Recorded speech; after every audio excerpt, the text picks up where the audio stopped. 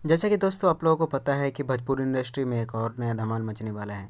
कल रंग दे बसंती चोला का टीज़र रिलीज़ होने वाला है।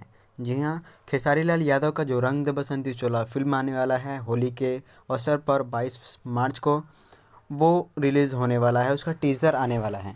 जी, बताया जा रहा है कि टीज़र कल 2 मार्च को रिलीज़ होगा और इसका जो मूवी का रिलीजिंग डेट है वो 22 मार्च है।